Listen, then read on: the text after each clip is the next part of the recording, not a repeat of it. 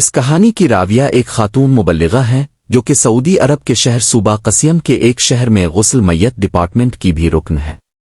وہ کہتی ہے، کسی مدرسے کی مڈل لیول کی ایک طالبہ کا انتقال ہو گیا۔ اس بچی کی عمر ابھی تھوڑی ہی تھی اور وہ جوانی کی دہلیز پر قدم رکھ رہی تھی۔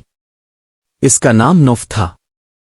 جب اس کی وفات ہو گئی تو اس ماں اور بہنیں اسے میرے پاس لائیں تاکہ میں اسے غسل دوں اور کفن پہنا ہے۔ شدت غم سے اس کی ماں کا رو رو کر برا حال تھا۔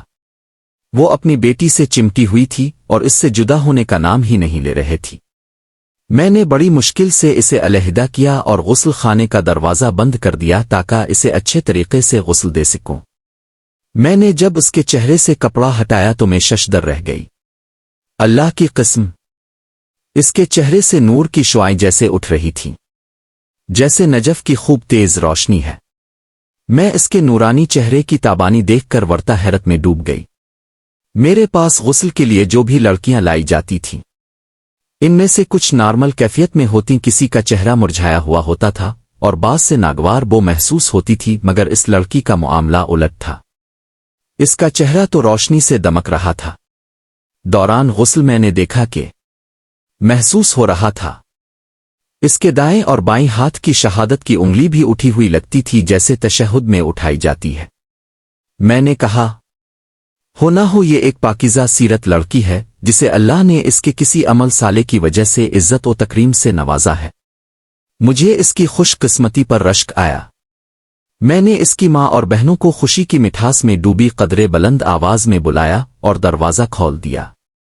اس کی ماں اور بہنیں دوڑ کر غسل خانے میں آئیں۔ میں نے اس کی ماں کو مبارکباد دی اور ان تمام حیرت انگیز باتوں سے اسے مطلع کر دیا جن سے مجھے دوران غسل واسطہ پڑا تھا۔ اس کی ماں نے اپنے تمام مادرانہ جذبات نچھاور کرتے ہوئے اس کی پیشانی کو چومتی رہی اور بالخصوص اپنی بیٹی کی نماز کی پابندی کا تذکرہ کیا۔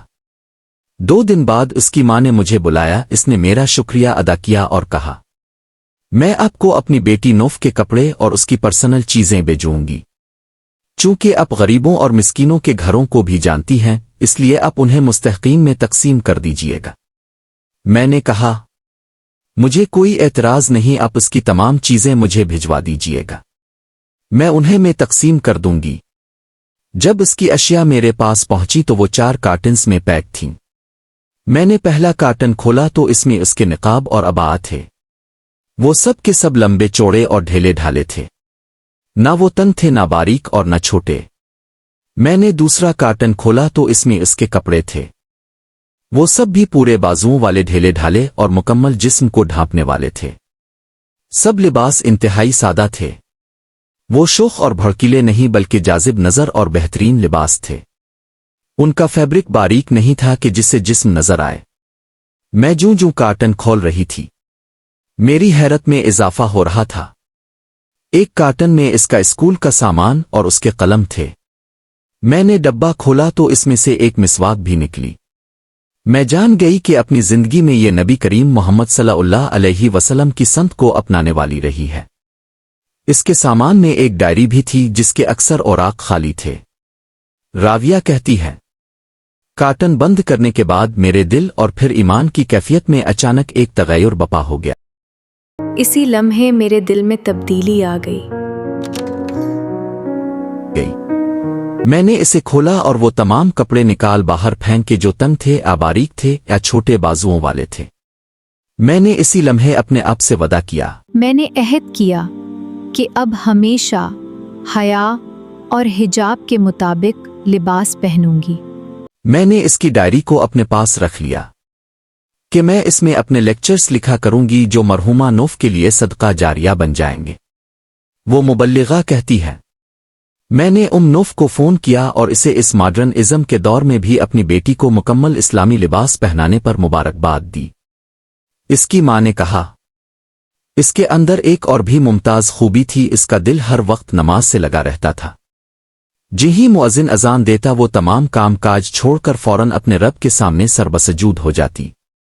اللہ نوف اور ان تمام عورتوں پر رحم فرمائے جنہوں نے زمانے کے چلن کی پرواہ نہ کرتے ہوئے اپنے رب کی خوشنودی کی خاطر اسلامی تعلیمات کے مطابق لباس پہنا اور اللہ کے احکام اور سنت کا دامن تھام کر رکھا۔ اس واقعے میں میری امت کی ان ماؤں بہنوں اور بیٹیوں کے لیے حوصلہ افزائی کا سامان ہے جو زمانے کو خوش کرنے کی بجائے اپنے پروردگار کو خوش کرنے کی فکر میں رہتی ہیں اور شریعت کے اصولوں کے مطابق زندگی بسر کرتی ہیں کہ رب تعالیٰ کل قیامت کے دن انہیں سرخرو کرگا۔ انشاء اشاریہ اللہ۔ اور جو مسلمان خواتین ماڈرن طبقے اور رجحانات کی مصنوعی چکاچوند سے متاثر ہے کر نیم اڑیاں اور سخت چست لباس زیب تن کر کے معاشرے کی نظروں میں تہذیب یافتہ بننے کی فکر میں اپنے رب کو ناراض کرتی ہیں، ان کے لیے پیغام ہے کہ وہ اپنی اس روش سے باز آ جائیں اور احکام الہی کے مطابق زندگی بسر کرنے کا تہیہ کر لیں۔ نوف کی ہی عمر ادھیڑ عمری میں بلاخر اپنے رب کے سامنے پیش ہونا لازم ہے۔ اللہ تعالی ہمیں دین کو سمجھنے اور اس پر عمل کرنے کی توفیق عطا فرمائے۔ اسی میں دنیاوی و اخروی کامیابی ہے۔ آمین سم آمین۔